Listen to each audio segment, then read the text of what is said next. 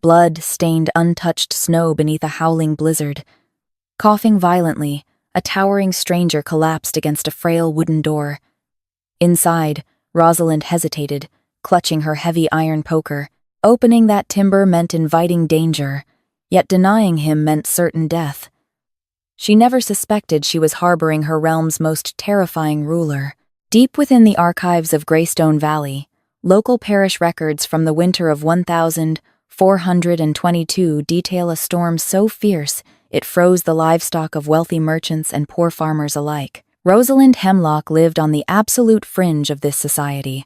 Banished to a drafty cabin on the edge of the Whispering Woods, she survived as an apothecary, trading salves and tinctures to villagers who despised her independence but desperately needed her remedies.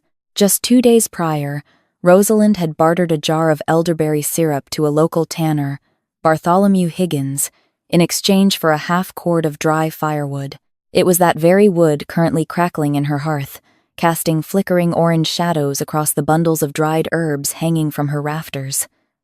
The wind shrieked against the shutters, a sound like a dying animal. Then came the knock. It was faint at first, easily mistaken for a branch striking the roof, but it came again 3 slow, deliberate thuds. Rosalind froze, her hands pausing over the mortar and pestle where she was grinding dried foxglove. No one ventured into the Whispering Woods after dusk, let alone during a deadly squall. Rumors of rogue wolves and brutal highwaymen kept even the bravest royal guards close to their hearths. She grabbed the heavy iron fire poker, her knuckles turning white, and crept toward the heavy oak door. "Who is out there?" she called out, her voice barely carrying over the wind. A heavy thud shook the door, as if whoever stood outside had collapsed against it. Rosalind unlatched the heavy iron bolt and pulled the door open a crack. The wind immediately blasted into the room, extinguishing 2 of her tallow candles. A man fell forward, landing face first onto her braided rag rug. He was enormous, clad in shredded leather armor and a heavy, snow-caked wool cloak. His dark hair was matted with ice, and something far darker and stickier. Rosalind stood over him, poker raised, her heart hammering against her ribs. The man rolled onto his side with an agonizing groan. He looked up at her, his striking, silver-gray eyes clouded with fever and pain. His skin was deathly pale, a stark contrast to the thick, dark stubble lining his sharp jaw. "I'm ill," he rasped, his voice a deep, gravelly baritone that sent an unexpected shiver down her spine. "I can't walk. May I stay one night?" Rosalind's survival instinct screamed at her to push him back into the snow. Men of his size, wearing armor of that quality, were either knights of the corrupt local lord or dangerous mercenaries. Yet, as she looked at the pooling blood on her rug and the violent shivering racking his massive frame, her healer's oath outweighed her fear. "Help me get the door closed," she ordered, dropping the poker. The stranger could barely offer assistance. It took all of Rosalind's strength to drag him fully inside and slam the door shut against the howling tempest. She knelt beside him, working quickly to unfasten the frozen clasps of his cloak. "What is your name?" she asked, pulling the heavy fabric away. "Arthur," he breathed out, his eyes fluttering shut. "Just Arthur." Beneath the cloak, the source of his agony became horrifyingly clear. A jagged, ugly laceration tore across his left side, just below his ribs. But it wasn't a standard sword wound. The edges of the flesh were blackened, weeping a strange, foul-smelling dark fluid. Rosalind leaned closer, her trained nose catching the sharp, unmistakable scent of monkshood wolfsbane. Wolfsbane. A chill that had nothing less to do with the winter draft settled in her bones. Wolfsbane was a highly regulated poison, used exclusively by the King's Royal Hunt to track and execute lycans, the shape-shifting beasts that ruled the northern territories. If this man had been poisoned with wolfsbane, he was either a lycan himself or a casualty caught in the crossfire of a werewolf hunt. "Arthur," she said sharply, tapping his cheek to keep him conscious. "Who did this to you?" "Bandits," he muttered, his jaw clenching as a spasm of pain rocked him. "Ambush. On the King's Road." It was a lie. Bandits did not coat their blades in an expensive, rare botanical poison. But as Rosalind looked at the sweat beading on his forehead, She knew interrogating him could wait. If she did not draw the poison out immediately, he would be dead before morning. She hauled him toward the low cot in the corner of her cabin. He was dead weight, his muscles dense and heavy. Once she managed to get him onto the mattress, she tore his linen tunic away to expose the wound. For the next 4 hours, Rosalind fought for the stranger's life. She boiled water, steeped yarrow and charcoal to draw out the toxins, and stitched the jagged flesh with a curved needle and silk thread. The man named Arthur barely made a sound, though the muscles in his arms bunched and strained with every pull of the needle. As dawn broke, casting a pale, gray light through the frost-covered windows, his fever finally broke. Rosalind collapsed into a wooden rocking chair beside the cot, wiping a streak of blood from her forehead. She studied him as he slept. There was a rugged, dangerous aristocracy to his features. His hands were calloused, the hands of a warrior, but there were fine, faded scars across his knuckles that spoke of countless, brutal brawls. Who was this man? And why had someone gone through the immense expense of acquiring wolfsbane to kill him? By noon, the blizzard had reduced to a heavy, silent snowfall. Rosalind stood by the hearth, stirring a pot of thin oat porridge, when a low groan drew her attention. Arthur was awake. He was attempting to push himself up on his elbows, a grimace of profound pain twisting his face. "Lie back down," Rosalind commanded, crossing the room with a wooden bowl. "You nearly bled to death on my floor. You aren't going anywhere today." He looked at her, those piercing silver eyes assessing her with an intensity that made her breath hitch. "You saved me," he said, his voice stronger than the night before, though still rough. "I saved myself the trouble of digging a grave in frozen soil," she replied briskly, handing him the bowl. "Eat. It will help replenish your strength." He took the bowl, his large fingers brushing against hers. His skin was abnormally warm. "You recognize the poison on the blade," he stated, rather than asked. Rosalind stiffened. "I am an apothecary. I recognize many things. Wolfsbane is not typically carried by common highwaymen. They were well-funded highwaymen," he replied smoothly, taking a bite of the porridge. He didn't break eye contact. "I owe you my life." "Lady, Rosalind, just Rosalind, and you owe me nothing but a quiet departure once you can walk." Despite her harsh words, a strange domesticity settled over the cabin for the next 2 days. Arthur was an unusual guest. He was incredibly observant, watching her measure herbs and read through her dusty, leather-bound medical journals. He asked intelligent, probing questions about her life on the fringe, about the local politics of the village, and, most alarmingly, about the Alpha King of the Silvermane Pack, the ruthless Lycan ruler who held dominion over the lands just 30 leagues north. "They say the Wolf King is a monster," Arthur remarked on the third evening, sitting by the fire as Rosalind mended a torn apron. "They say he slaughters humans for sport." "People say many things," Rosalind replied, threading her needle. "Most of the villagers in Oakhaven are terrified of their own shadows. I've heard the Alpha King, Gideon, is brutal, yes, but I also hear he provides safe passage through the northern trade routes for those who pay the toll. That is more than our own Lord Alistair can say." Arthur's eyebrows raised a fraction. "You defend a beast?" "I defend logic," she corrected him. "Monsters do not build thriving trade economies. Only calculated rulers do." A slow, complex smile spread across Arthur's face. It transformed him, wiping away the exhaustion and revealing a breathtakingly handsome man. "You are a very rare woman, Rosalind." The following morning, necessity forced Rosalind to venture into Oakhaven. She was dangerously low on salt and flour. Leaving Arthur resting by the fire, she strapped on her snowshoes and made the grueling 2-mile trek into the village. The atmosphere in Oakhaven was tense. Armed soldiers wearing the crimson and gold crest of Lord Alistair patrolled the muddy streets. Rosalind kept her head down, making her way to the baker. Inside the warm, yeast-scented shop, Sarah Jenkins, a stout woman with flour on her nose, leaned over the counter. "Have you heard the news, Rose?" Sarah whispered, glancing nervously at the door. "Lord Alistair has doubled the guard." "Why?" More bandit raids? Rosalind asked, trading 2 copper pennies for a heavy loaf of rye. Bandits? Sarah scoffed quietly. No. The king's huntsmen passed through yesterday. They claim the Alpha King of the Silvermane pack was assassinated in a coup. Others say he survived but is gravely wounded, fleeing through our territory. Lord Alistair has offered a bounty of 500 gold pieces for the Wolf King's head. Rosalind's blood ran ice cold. A massive man, wounded by wolfsbane, fleeing through the territory. Did the huntsman provide a description? Rosalind forced herself to ask, her voice remarkably steady. A giant of a man, Sarah replied, shuddering.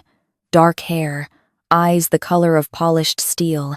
They say if you look into them, the beast will compel you to do his bidding. Rosalind practically ran the 2 miles back to her cabin. Her mind raced with terrifying realizations. She was harboring a werewolf. Not just a werewolf, the Alpha King. If Lord Alistair's men found him in her home, she would be burned at the stake for treason and witchcraft. She burst through the door of her cabin, out of breath, snow swirling in behind her. Arthur Gideon was standing by the hearth. He had found a clean linen shirt she kept belonging to her late father, and it stretched tightly across his broad shoulders. He turned to her, his posture no longer that of a frail, wounded traveler, but a predator who had just caught a scent. "You're back early," he noted, his voice dangerously calm. Before Rosalind could confront him, the sound of heavy hoofbeats thundered into the clearing outside her cabin. Shouts rang out. "Surround the perimeter! Check the shed!" Rosalind peered through the frosty window. 6 of Lord Alistair's armored guards, led by the ruthless Captain Roderick, were dismounting in her front yard. She spun around to face the man she now knew was the Alpha King. Gideon's silver eyes flared with a sudden, unnatural amber light. A low, terrifying growl rumbled deep within his chest, a sound that vibrated the very floorboards beneath her feet. "They followed your tracks from the village," Gideon stated, stepping toward her, moving with a lethal, fluid grace that betrayed no hint of his recent near-death experience. "Hide," Rosalind hissed, grabbing his arm. The muscle beneath the shirt was like warm iron, under the floorboards in the pantry. "Now, I do not hide from human sheep," Gideon sneered, his canines subtly elongating. "If you shift here, they will kill you, and then they will kill me." Rosalind shoved him toward the back of the cabin. "You owe me your life! Repay it by getting in the damn hole!"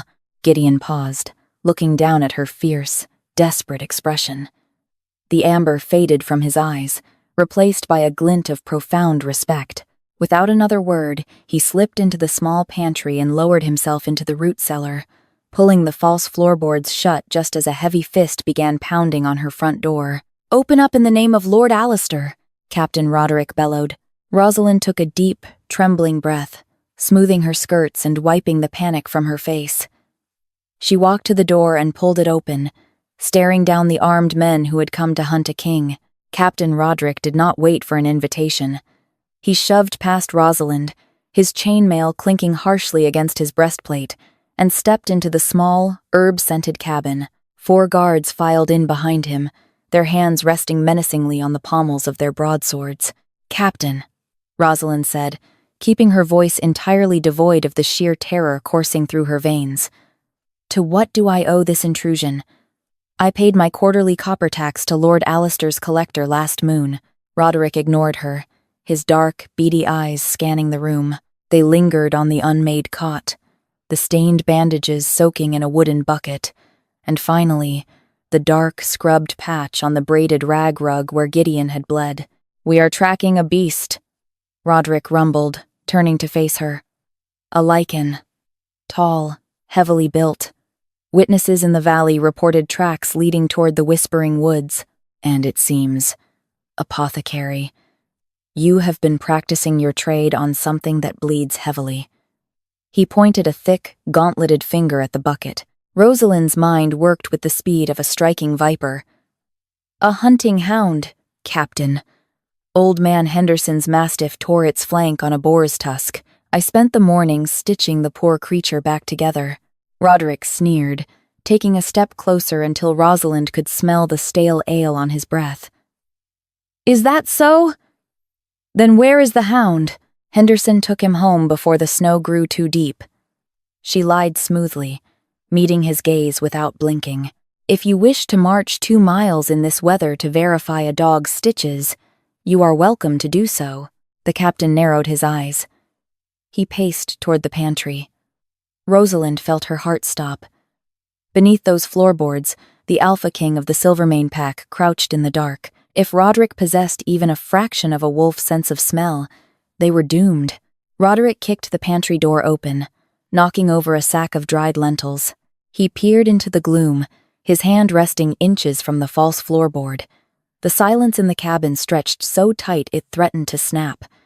Then, a guard near the window called out, "Captain!" The snow is filling in tracks heading east, toward the ravine. Large strides. Roderick scowled, kicking the lentils aside. "If I find you are harboring enemies of Lord Alistair, Rosalind Hemlock, you will hang from the old oak in the square," he spat. Without another word, he signaled his men, and they stormed out, mounting their horses and galloping east. Rosalind waited until the hoofbeats faded into the howling wind before she bolted to the pantry, throwing the floorboards aside. Gideon rose from the root cellar, his massive frame unfurling. The lingering effects of the wolfsbane had left a pale sheen of sweat on his face, but his silver eyes burned with a terrifying, ancient power. "You lie with remarkable ease, little healer," Gideon murmured, stepping out of the small space. "And you are the most dangerous creature in this realm," Rosalind fired back, her fear finally giving way to fury. She shoved him, though it was like pushing a stone wall. "You are the Alpha King. You brought the King's Hunt and Lord Alistair's army to my doorstep." Gideon did not flinch. Instead, he caught her wrists, his grip firm but surprisingly gentle. "I brought betrayal to your door, Rosalind. And for that, I am sorry." She stopped struggling, caught off guard by the genuine remorse in the monster's voice. "Who poisoned you?" she whispered. "My own blood," Gideon replied, his jaw tightening. "My beta, Conrad. He struck a deal with Lord Alistair. Alistair wants the northern trade routes, and Conrad wants my throne. They ambushed me under the guise of a peace summit. Conrad's blade was coated in wolfsbane. He knew it was the only thing that could slow my healing enough to kill me." Rosalind looked up into his eyes, seeing the profound weight of a ruler who had been stabbed in the back by his closest brother-in-arms. "Why didn't you kill me when you woke up? You Lycans despise humans." Gideon released her wrists and reached up, his knuckles brushing a stray curl of dark hair from her cheek. The touch sent a jolt of electricity straight to her core. "Because, Rosalind, you looked at a dying man and saw a life worth saving, not a bounty to be claimed. In my world, loyalty is bought with blood. You gave yours freely. I am bound to you now." The fragile peace of the afternoon did not last. As the sun dipped behind the jagged peaks of the Blackwood Ridge, plunging the whispering woods into deep violet shadows, the very air inside the cabin grew heavy. The howling blizzard, which had raged for 3 days, abruptly died. In its place, an unnatural, suffocating silence settled over the snow-choked valley. Rosalind stood by the hearth, mechanically grinding dried sulfur and saltpeter in her stone mortar. Her hands trembled slightly. She was sharing her tiny, isolated home with Gideon, the Alpha King of the Silvermane, a myth made flesh, a creature whose name made grown men cross themselves in taverns. He sat heavily in the wooden armchair, the firelight casting long, dancing shadows over the corded muscles of his arms and the dark, angry lines of his healing wound. Suddenly, Gideon's head snapped up, his silver eyes dilated, the pupils swallowing the irises before igniting into a brilliant, terrifying amber. The bones in his face shifted subtly beneath the skin. His jaw broadened, and a low, guttural snarl vibrated through the timber walls, rattling the ceramic jars on Rosalind's shelves. "They are here," Gideon growled, his voice dropping a full octave, scraping against the silence like 2 massive stones grinding together. The scent of pine, iron, and rotting meat seeped beneath the door crack, overpowering the fragrant herbs hanging from the ceiling. "Conrad?" Rosalind whispered, her blood running cold. "He did not come alone," Gideon said, rising to his feet. Despite his sheer size, he moved with absolute silence. He tracked the scent of his own poison. "Bar the door, Rosalind. Get into the root cellar and do not make a sound." Before she could take a single step toward the pantry, a voice echoed from the darkness outside, smooth, aristocratic, and dripping with venom. "Gideon, come out into the cold, my king. You have bled on this poor human's floor long enough." A heavy thud sounded against the oak door, accompanied by a muffled, terrified whimper. Rosalind gasped. Peering through a crack in the frost-covered shutter, she saw 4 massive figures standing in the clearing. 3 were wolves of monstrous size, their fur bristling with malice. The 4th was a man in dark leather armor, Conrad. At his boots lay Bartholomew Higgins, the local tanner, bound and gagged, his face bruised and bloody.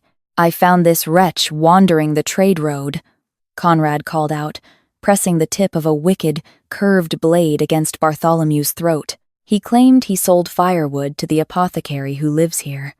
It seems our mighty Alpha, who refused to let us slaughter the human settlements along the White River, is now hiding behind one of their skirts. Surrender the crown, Gideon, or I will paint the snow with this tanner's blood, and then I will burn this cabin to the ash." A twist of pure fury contorted Gideon's features. He looked back at Rosalind, his amber eyes burning with a tragic realization. "If I do not go out there, they will slaughter everyone in this valley, just to ensure I am dead." "You are not fully healed," Rosalind argued, her voice fierce despite her terror. "The wolfsbane is still in your veins. They will tear you apart."